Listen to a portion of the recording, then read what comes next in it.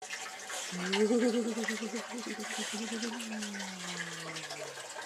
wiggle, wiggle, wiggle. Well, the next speaker, Henry Hartley. You remember the show Noel's House Party? You remember that? You see that? Yeah. But it's based on his life. It's based on his life story. Yeah. He sometimes calls himself the Reverend Rufus Bojangles, and he claims to have invented a new type of cutlery made entirely out of speech. So he can tell you about it himself. Come on up then. It's a time for you to come on stage now, Reverend Rufus Bojangles. There's nothing more to say.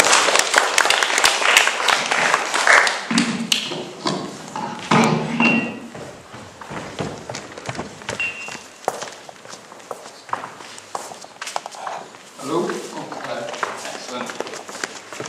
Right, let's just... Wicked. Oh, well, first of all, I guess, hi. My name's Henry, and thanks very much for everyone for having me for this weekend. I'm sorry to have missed the previous couple of days, but unfortunately I've been working away from North Devon, and I've only just managed to come back. But I'm really looking forward to the rest of today, and the previous speaker was really, really interesting. And I now wish, hopefully next couple of weeks, I can get up to Scotland when my friend is busy filming. He will be in Lewis and a couple of those other places that have been mentioned.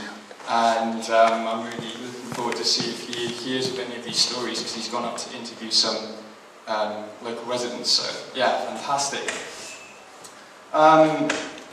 Right, basically, I would like to share my experiences of being on the Maya with you. Firstly, I guess I should sort of say, who are the Maya? Some of you may know, some of you may not know. The Maya are an indigenous people that sort of have about a 6 million populace that live in southern Mexico, Guatemala, parts of Belize, and a very small part of El Salvador.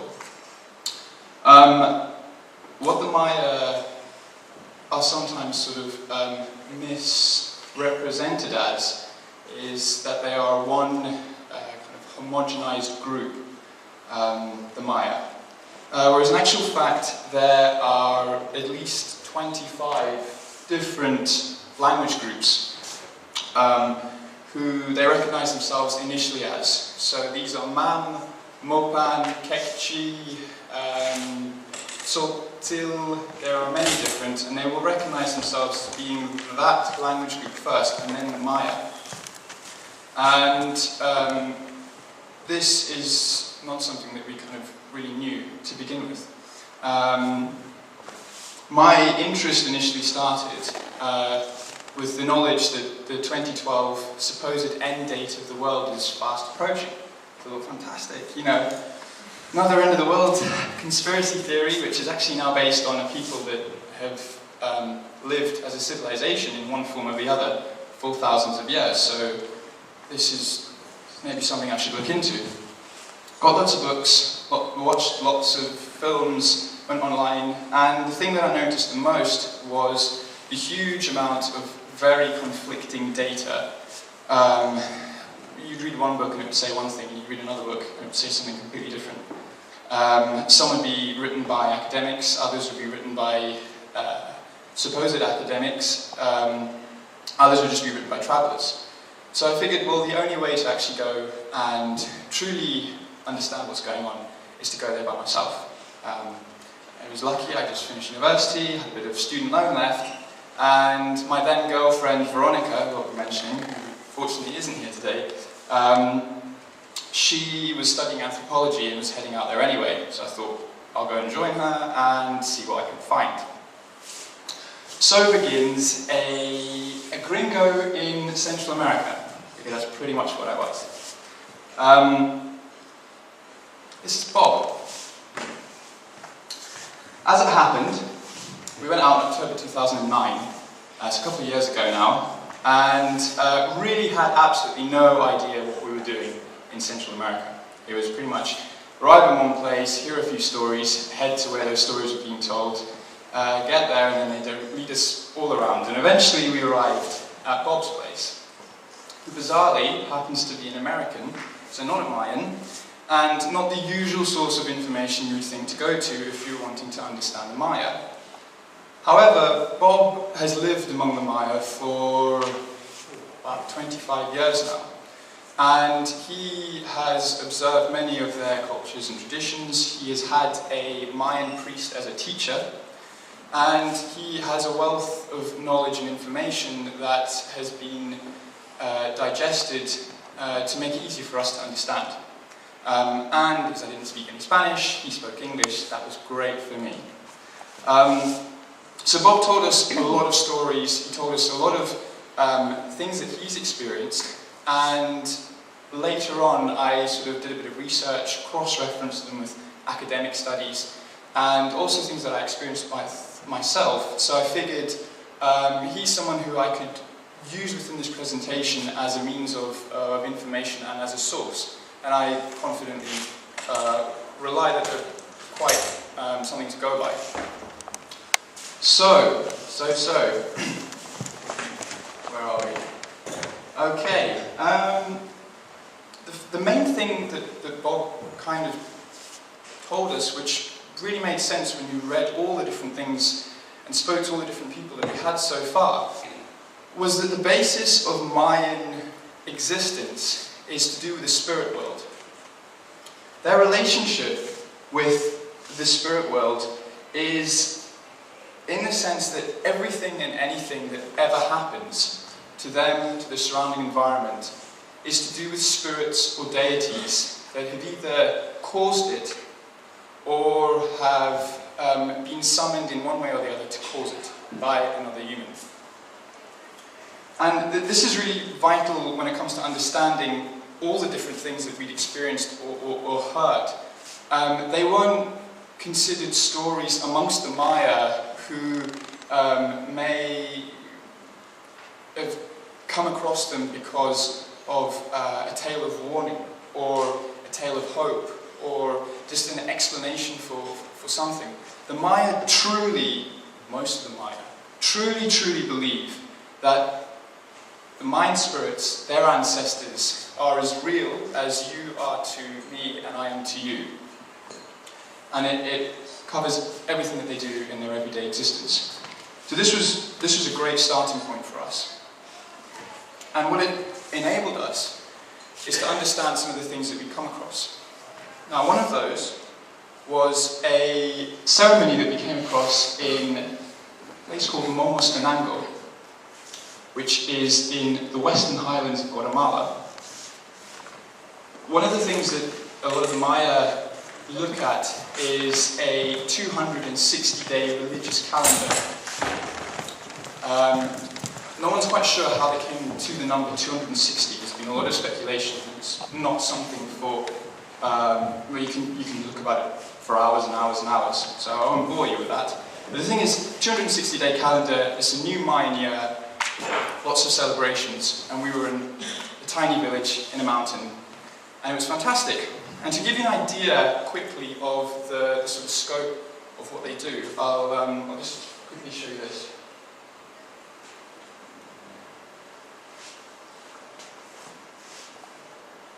Is there some sound?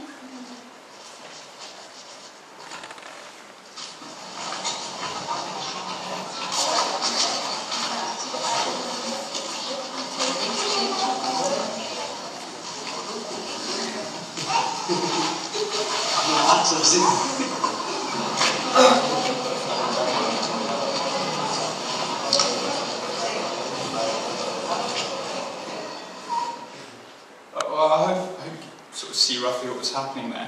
There's a lot of fire. There's a lot of fire that's being built. And what it is that families would build a fire, and the flames of the fire was a means for various spirits, or the ancestors of that family, to take on a physical form. They would basically possess those flames. And once those flames had been possessed, the families would start to communicate with their ancestors or with whichever deity they wished to. And they would feed it anything from herbs to incense to sweets, and especially alcohol. One thing that Mayan gods love is a lot of alcohol. And it's very apparent. So as they get fed, they start to chant, they start to give incantations, and this way they communicate. And the way that the spirits communicate back is through the movement of the flames. If the flames are going clockwise, it's a very good sign. It means the spirits are happy. If they're going anti-clockwise, it means it's not such a good sign. A small kind of temperate flame is a very good sign. It means you're doing well and your relationship with whomever you're communicating with is on good terms. A massive, roaring, unpredictable fire basically means that you're in great trouble and you're going to have to start doing a lot of things right for the next year. And this kind of now made sense because we understood about the spirits and that they are really real for the Maya.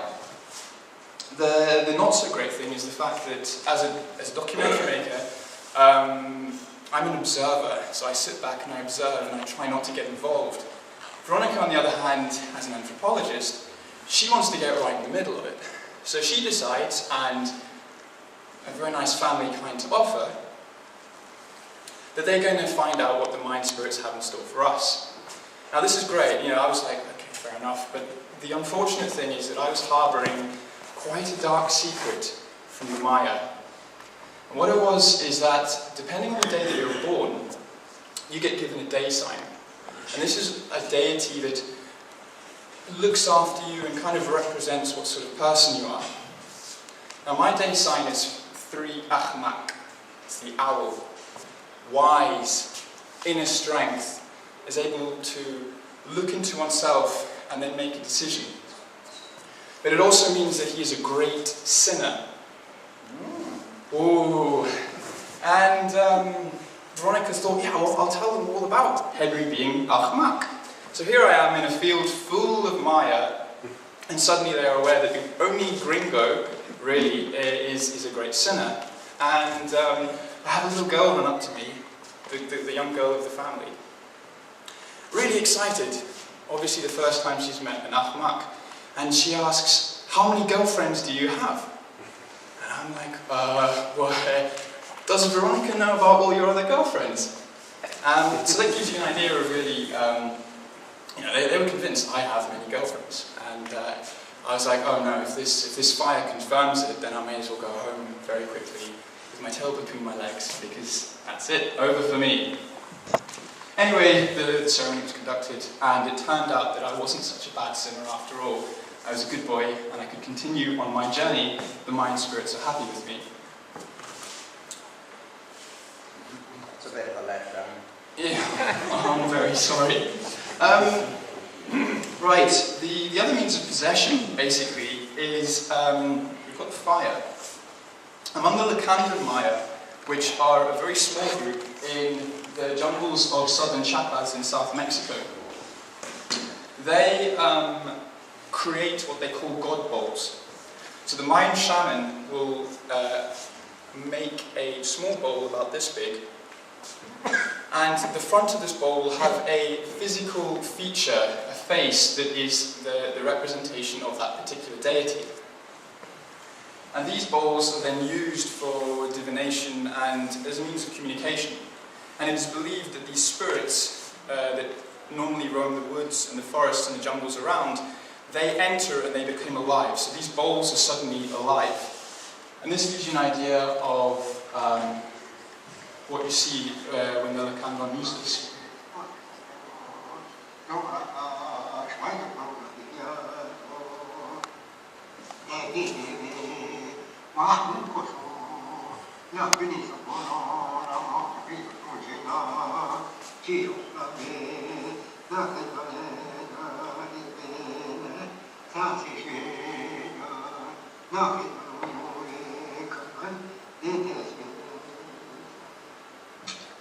So basically, what he's doing is, with inside the bowl, he's creating a small fire, and again, he is feeding. The spirits need to be fed, and it can again be anything from local leaves that they find in the jungle to incense, a bit of alcohol. And once the fire is up, everything from the smoke to the flames to the smell is what will distinguish and tell what the mind spirits and what the mind gods are basically communicating back. And he will then spread this and share this with the rest of the community. If a shaman dies, he would usually be the only one who knows the name and the identity of each of the god bulls. And if he hasn't passed on that information to an apprentice, then the god bulls of that particular shaman will be taken into the jungle, and they will be placed on a resting place.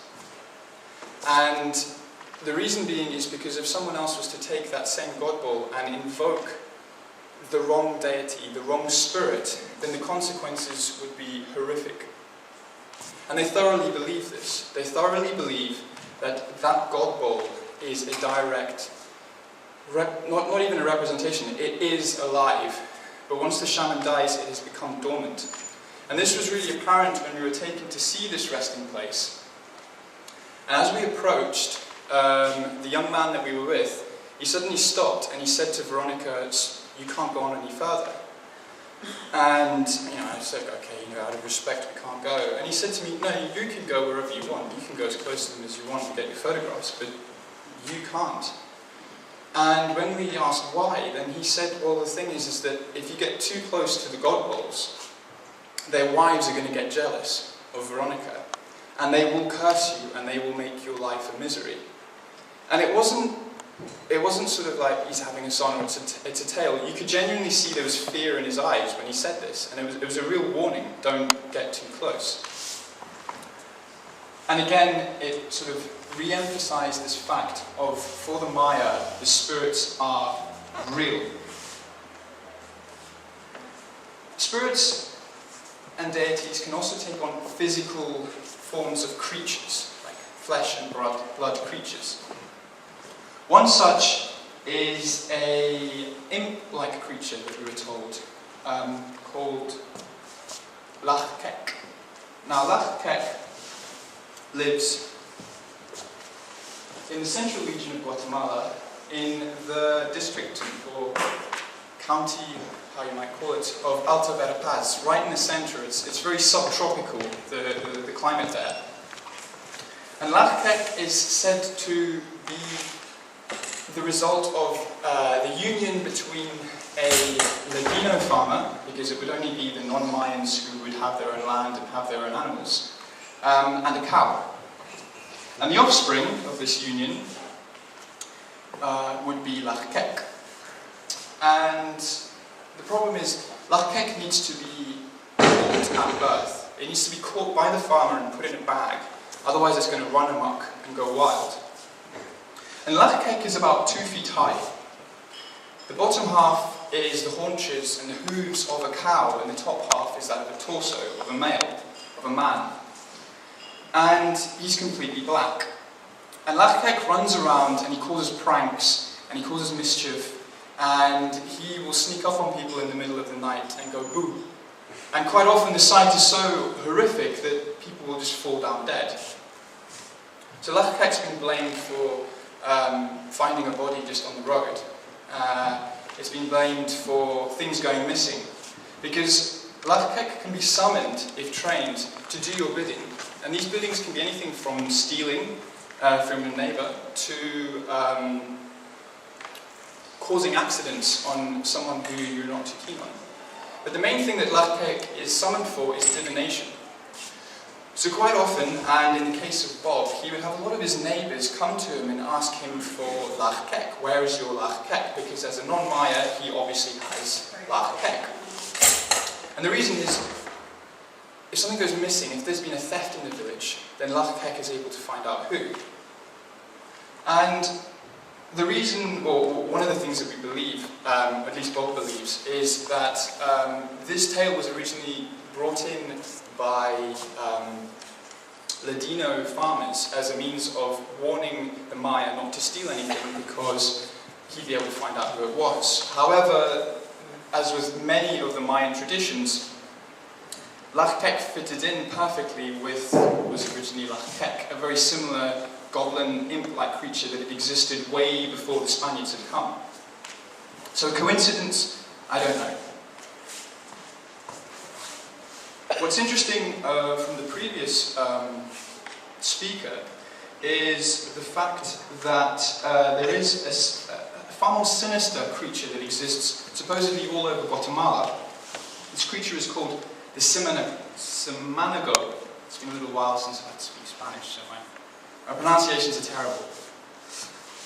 In the forests, but again, especially near water sources, the Simanago awaits the weary, tired, but usually very drunk Mayan male.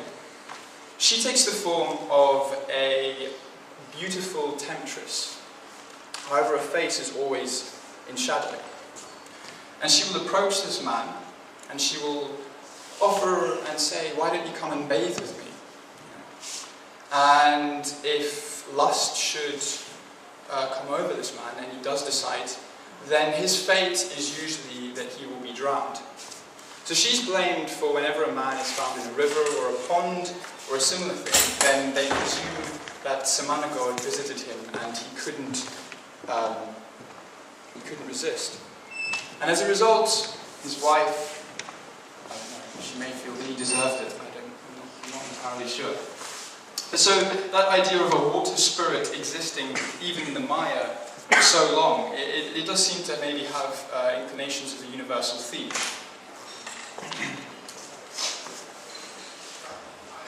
When we obviously had these stories from Bob, we read about a few of them, and when we asked the local Maya, their response was quite interesting. Sometimes when we spoke to people, they had absolutely no idea what we were talking about. But other times they kind of responded in an interesting way, in the fact that they would suddenly stop. Like they might be fidgeting or something, and they'd suddenly stop, and they wouldn't respond. They wouldn't say yes or no, and they'd want to very quickly change the subject. And if we pressed further, they sometimes just walk away, or they would just insist on changing the subject. So again, what we found was that it was very difficult to confirm or not confirm a lot of the things that we heard. And this was one such example. Maybe we should go back and do a bit more research. However, one form of spirit possession or spirit manifestation that many of the different Maya groups agreed upon was that of black magic. And black magic in the form of that whenever we wish an ill omen upon someone, or we've just got a bad day and we go, "Oh, I really wish that he would just fall ill because he's taken my job," or he's got such a good crop this year, mine isn't good. Sort of everyday wishing an ill omen upon someone. They see that as real black magic, and that wishing is actually asking for a spirit, a deity, or an ancestor to go and cause harm in one form or the other to the person who you are wishing it upon. And this is real. This is one of the things that they fear. This is one of the things that they will perform their ceremonies on in order to find out, why is my relative sick? Who's put a curse upon them? And then hopefully they can find some other solution. In the southern part of Belize, in a village called San Jose, we met a lady named Alicia Cole. And she's a bush doctor who uses cacao for all of the ceremonies. And this is her.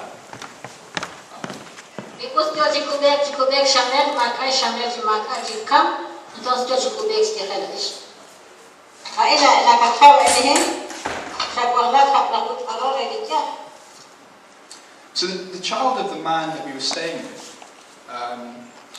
at one stage, just a few months before we arrived, fell very ill. Diarrhea, vomiting, very dehydrated. So they went to the local social and health worker and they got given hydration salts, but none of this was helping. The child was very ill and they were very worried. So the wife took the child to Alicia Cole and said, please help us. So, in order to find out what happened, they used cacao, and they used 12 grains of cacao, and they crush it up and put it in a calabash. On top of the and sitting inside that now sort of mushy cacao, they will put a white candle, as you see. And this white candle is first been sort of sprayed with a mixture of turkey blood and like cacao milk, in a sense. This is now ready to take into the church and light, and then through divination, she will be able to find out which spirit has possessed this child and from where this spirit came from. And this is what they did.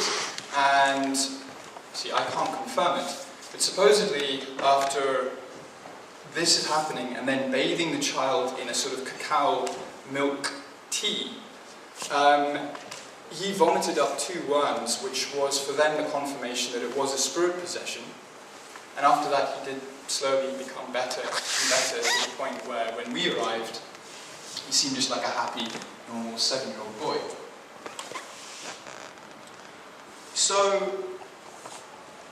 for them, as I'm saying, spirits and strange creatures, they exist. They are really real. Caves, mountains, trees, mist, unexplained lights in the sky, strange noises, they are all because of the spirits. And this is the way that they live their lives. Perfectly normal animals, things that we can easily explain with science, are still given a very unexplained status amongst the Maya, such as the owl. It's a creature of great myth and mystery of exactly why it's there, because for many it is just a direct manifestation of a god.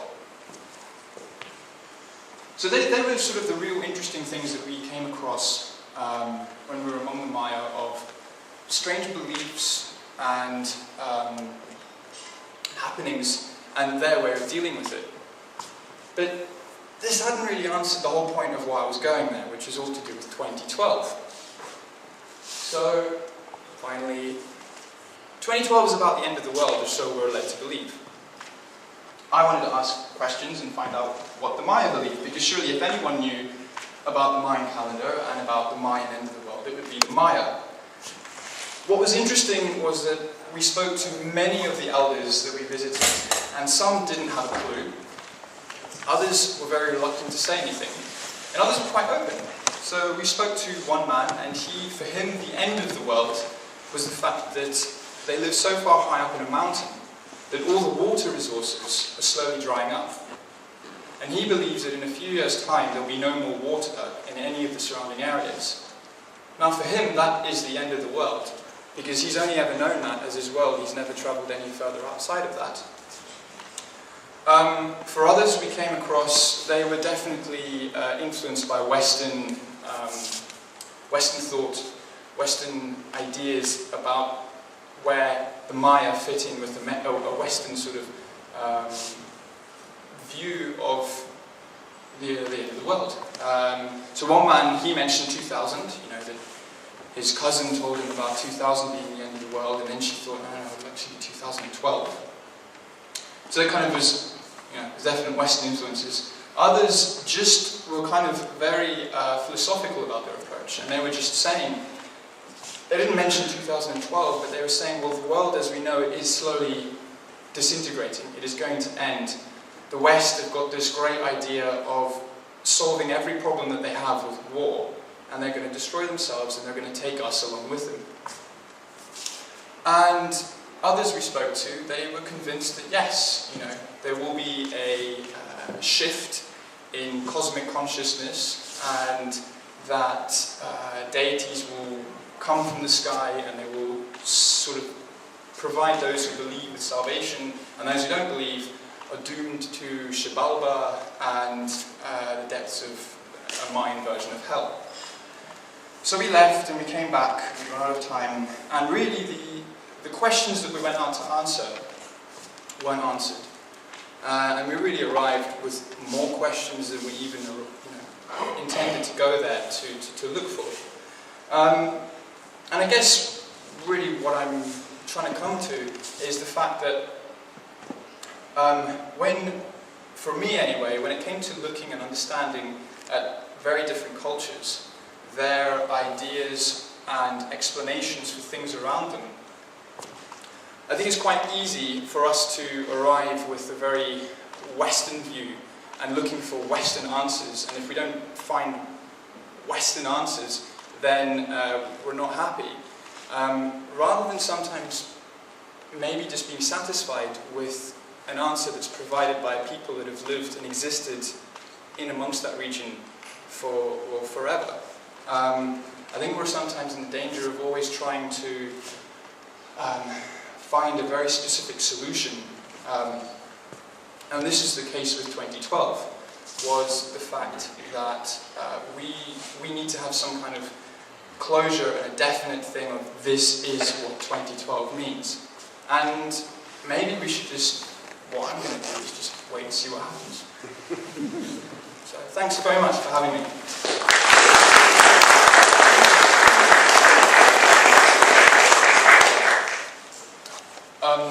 Yeah, if there's any questions anyone would like to ask, go for it.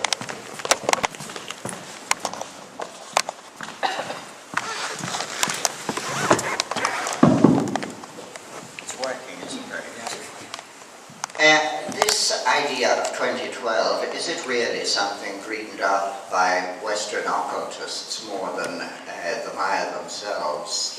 A sort of idea that somebody got from speaking to some Maya somewhere along the line, and all these books have appeared that you'll find in the paranormal sections of bookshops, saying the Maya calendar, the end of the world, 2012, catastrophe will strike.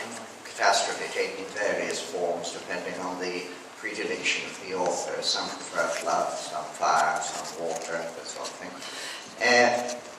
Is the whole 2012 idea really a Western import? Well, maybe I was mumbling a little bit in my talk. I guess what I was trying to put out was the fact that that's exactly what I went out to try and look and understand. Fantasy. And I didn't find any definite answer. I mean, I spoke to some Maya, and they would have stories that seemed to be very far from what I would believe to be Western influence. With the internet and the media, it's very easy for all these ideas to travel very quickly. And I guess it would be a bit like if you knew as Devonians that the rest of the world thought that you had a specific belief, and they all latch onto it, and it's all based on sort of ancient ruins or something, and suddenly the whole world's interested in you. You may take that and suddenly, make connections and think, well, actually, yeah, we do believe that. It can bring in anything from tourism to just a continued sort of belief that us as an identity, as a people, are very important suddenly, which is something that Maya really have never had. They've always been, oppressed for forever. So there is that idea. There are others where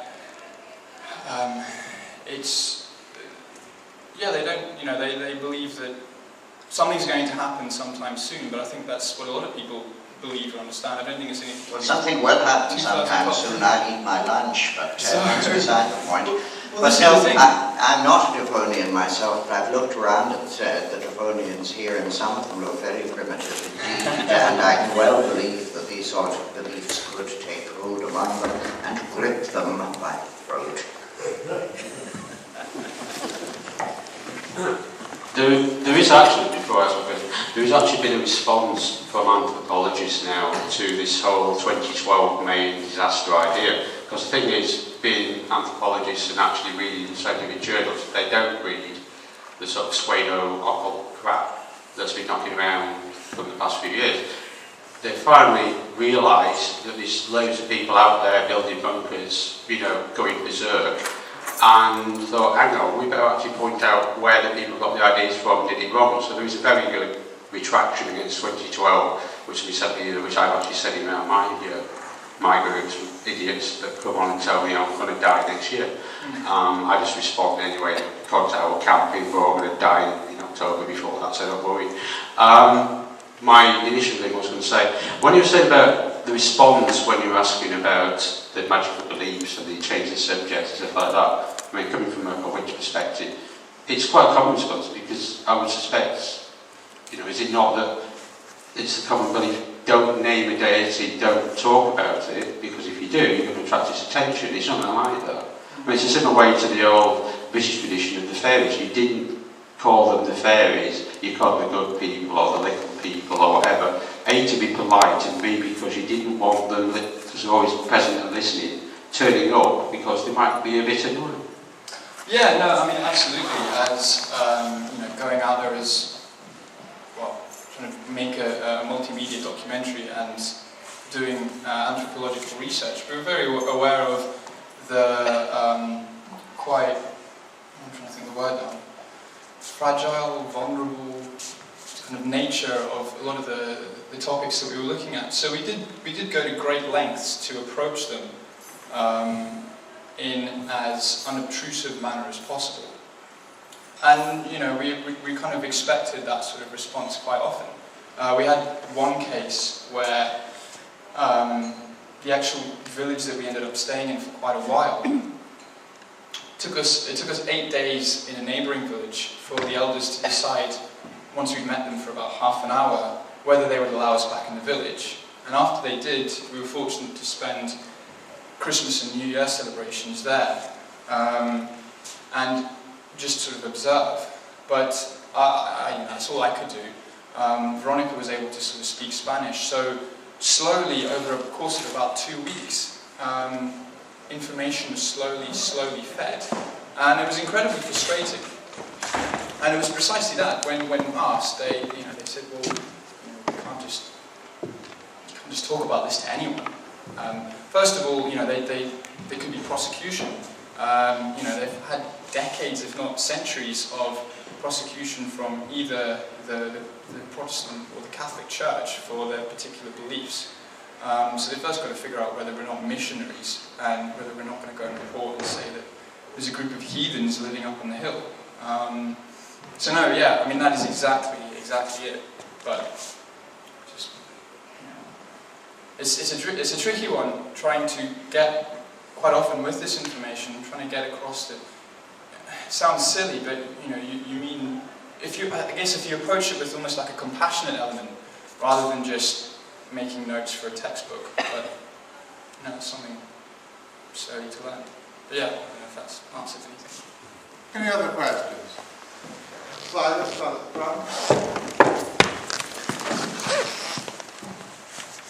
I just wondered if there was a sort of generally a consensus of opinion or a template for the Maya end of the world. I mean, the equivalent of sort of the four horsemen of the apocalypse appearing on the horizon. I mean, who's going to drag us down to Shibalba? I mean, I'm by no means whatsoever like an expert on that subject. I mean, the guy who was doing the God Bowls, did we question him through an interpreter of what he thought the world was like to be? Yeah, I mean, he was one of those who, unfortunately, we felt had been possibly influenced by what we thought as being a Western view of the end of the world. But they didn't have specific dates, because, kind of like what I was saying, the Maya, there's about 25 or 26 different groups, and from what I understand, the little bit that I have, was that the idea of 2012 actually only came from a very few select sources, which were miles away from any of the other Mayan elements. So that 2012 end date would probably never have reached some of those. And they just, like, he was one of those who had more of a sort of philosophical idea that didn't just fit it into, I thought, probably what he thought we would want to hear. You know, the world is going to change, the world is slowly dissolving, and in 2012 we will awaken to the idea that we're going to destroy it, and that if we don't very soon, that's the end of it for us. But I don't know, is that kind of answered? Because I was left very confused, and that's what I was saying. I came back with more questions than answers. So, which of the Mayan tribes did this 2012 date? I mean, who was the person who first popularised it? I remember seeing a book on the Maya a long time ago that was... It was a guy named Jose someone or other, who that helps at all. Jose Aguileras? Arguelles, I think it was called. Sorry? I think it was called Jose Arguelles. Arguelles. So he is kind of credited with basically popularising and really pushing the whole 2012 paradigm upon the West. Is it a mestizo guy, or is it pure?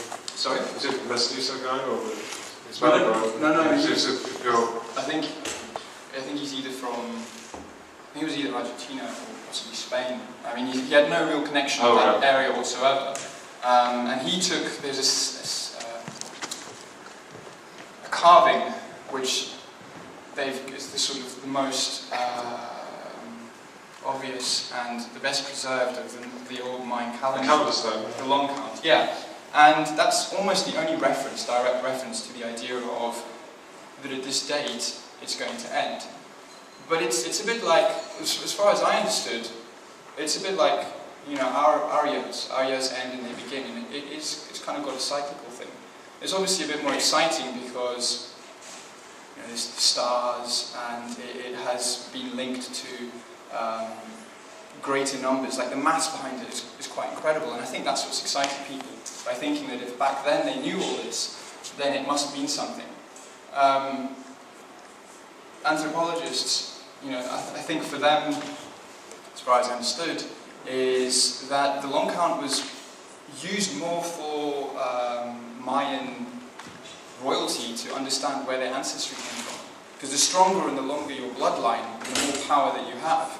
So it was really used more to go backwards in time than what it was to go forwards in time. Because I think it's about, 3,500 or something along those. That's how long it is. But these were only. So it goes further back than what it does forward. Is it the case that the modern Maya lost a lot of the priestly knowledge anyway?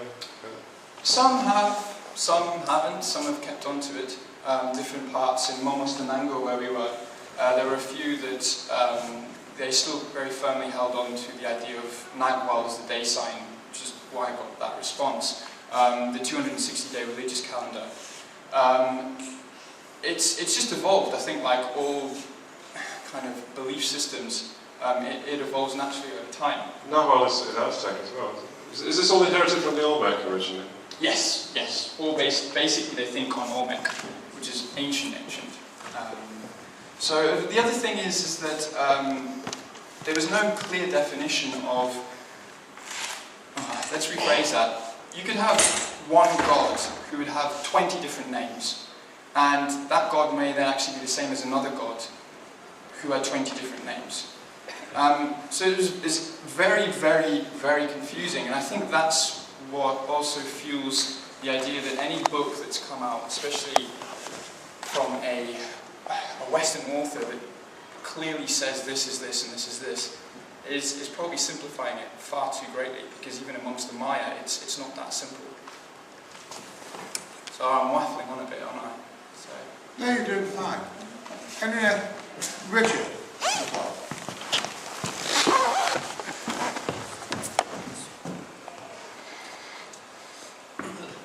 I'm an astronomer, and the Mayan calendar, I presume, is based on astronomical observations.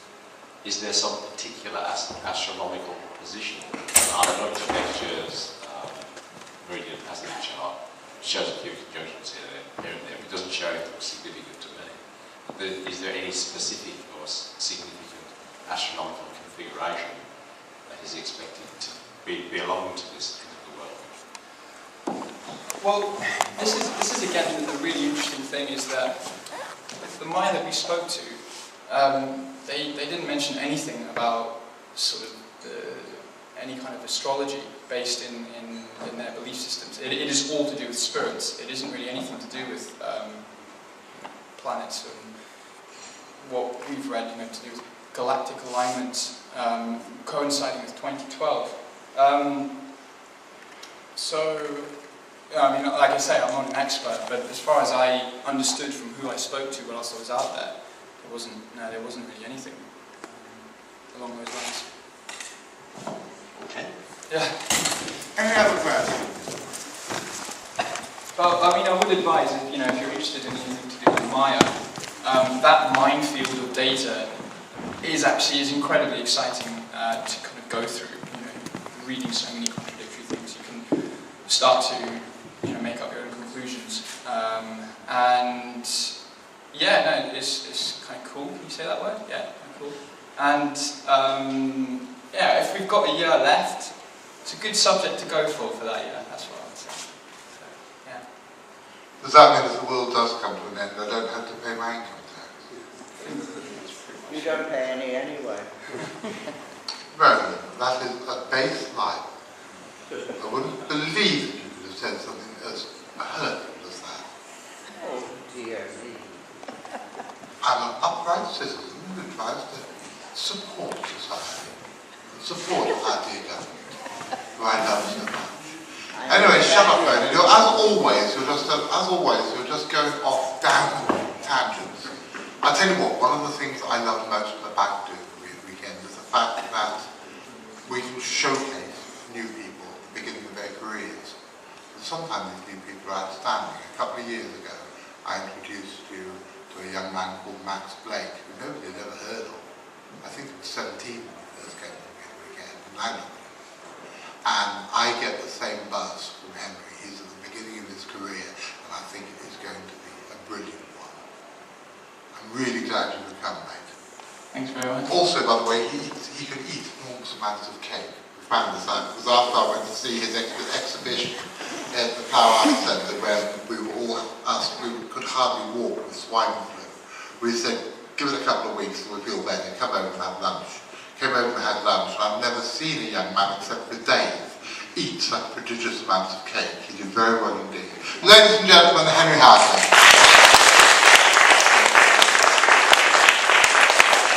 Okay, I want to introduce you to another old friend of mine just for a couple of minutes. Come on down, Richard. When I was a boy, I lived in Hong Kong, and I had in the summer of 1970, I had an operation of my knees. And I'm not quite sure how it happened, but my father managed to, he was a fairly senior civil servant, each weekend the hospital sent me home to spend time with my family. And we lived in a big, it was called Peak Mansions, it was a block of flats up at the top of Victoria Peak. If anyone's been to Hong Kong, it's next to where it used to be next to the upper terminus of the Peak Tram. And my mother had a friend called Sheila Muirhead. She used to go and play tennis with her a couple of times a week. And Sheila Muirhead had an annoying little boy called Richard, who was about 6 when I was about 11. And one day when I was in my hospital bed at the top of the bank outside my parents' conservatory, Mrs. Muirhead and her little boy came to visit.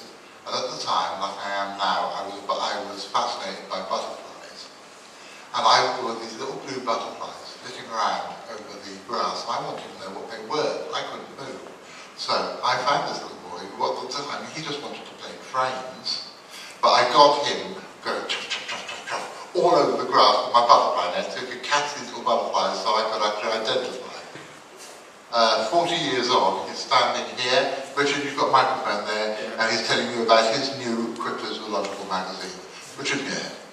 Okay, is it on? Can you hear me? No. Is there a switch or something? Ready? Hello, sorry. Perhaps a karaoke a lot there. Okay, so this is Flying Snake issue 1, came out in April this year.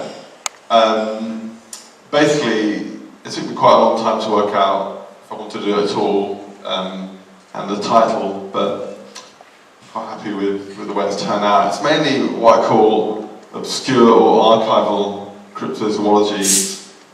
Full title is Flying Snake, Journal of Cryptozoology, Folklore and Forteana.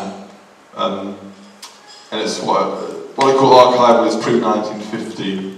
£3 each, £3 a year, £9. It can be paid for by cheque, postal order, or PayPal on my website. Contact details are inside, front cover. Issue 1 covered the following. The curious creature, Chernal meant, like an ungulate in North America. Are unknown species of flying lizards in Australia by myself and Mark Hardcastle. Apparitions in the Air, Cheshire, 1651. Something on Ezekiel's Wheels. Flying Snakes, Part 1, Dale Drinnen. Giant Centipedes of Hong Kong by myself and Mark Hardcastle, that's one of my favourites. The South Shield Devils, Crabs by Mike Hallowell. Pink-tusked elephants of China, Tang Dynasty China, which I mentioned yesterday, I think. Israeli mermaid, a wildcat from Shaftesbury. That's a wildcat as in, like Scottish wildcat, but somehow in Dorset.